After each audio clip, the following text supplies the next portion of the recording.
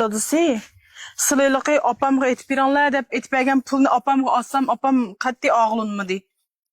Sen nim degan apamga? Apa, mao az olsun bizning ko'nglimiz, sizga pul lazım bo'ldi, yeningizga sep qo'ying degan shu. Ha, qalan sizni. Ha, unda deseniz apam o'zini xuddi bizga besim bulab qolganday es qilib qolmamdi. Nim desam bo'ldi demsa? Telefonga o'zim bir ko'rshay.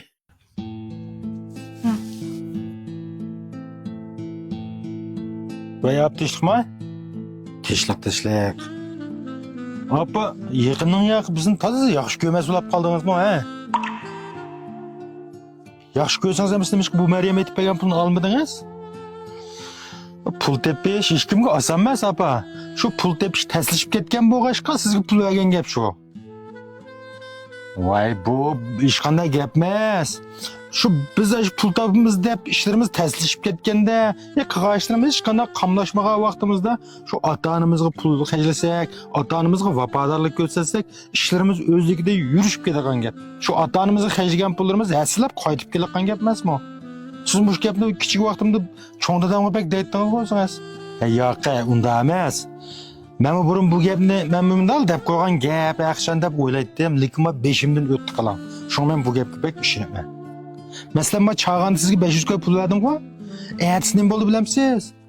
Ertesi kalan ben ötken sizge dep bergen. Ambarda beslip durup kalan, vaqt ötep ketey dep kalan malladın bir türkü mal vaatdi. Fakat setip çıkaran mı diyeyim bir bekara epkedik adam bolsa mı tapsam bulutu dep kısam bir iş ola bulam dediniz mi? Şu sizge pul vergen günün ertesi turuplu şu malı xerida gip kalı deysiz. Tek onun bekara verişmez, xeli obdan paydasını sattım.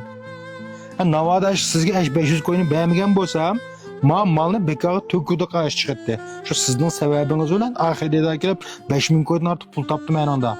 Yani tekme işte bu Meryem sizge bir çapan apır peygan ko. Şu 2 gündeyken demiş oldu deysiz teke. 2 gündeyken bu Meryem'e şirketten 10.000 koyla kiyim keçek kartısı takip deysiz. Kalan mı? İştigenden ucuna yaptışı kange. Yığıp etkanda sizin boğununuz bizning bəxt talimiz apa.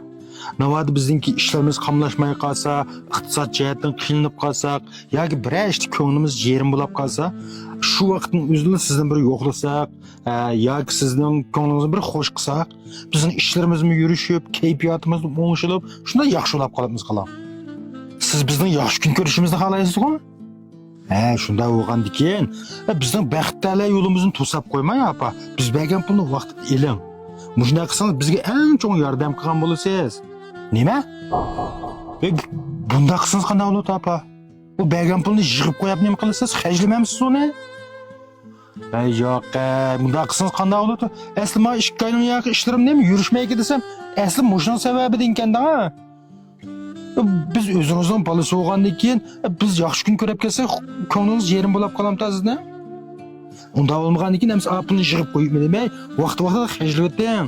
Ani siz qancha xajlaysiz, bizning ishimiz shuncha o'ng bo'ladi, bizga kirgan pulimiz shuncha jiq bo'ladi apa. Ham tushundingizmi? Endi bundan keyin bizni yaxshi kun ko'rsin. Texmi xo'shal-xo'ram o'tsin desangiz, biz bergan pulni qaytarib demay, dal vaqtida eling, ham shu vaqtni o'zida xajlab o'tingizmi? Go'shag'ingiz kelsa go'shaling, nima yeyingiz kelsa shuni yeng, nima og'ingiz kelsa shuni eling. O qattiq pulni ayab qo'ymang. Pulni ayab qo'ydi deganingiz bizning boylik manbalarimizni bo'g'ab qo'yganingizga o'xshash.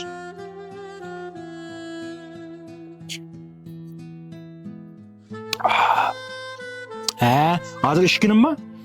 Bu men Kevserning 20%lik gazliq limon ichimlik apa. Men kunda bir yana ichitmam. Bu yillik qo'qoqning eng yomon dushmani deb, mush qo'rg'on tomoq yeganda, quvvatli tomoq yegan vaqtimizda mushni ichib qo'ysak, issiq tegmay, qo'qoq tegmay qalam. Şunu pat içip koydum benim içimde ısık olmazmı?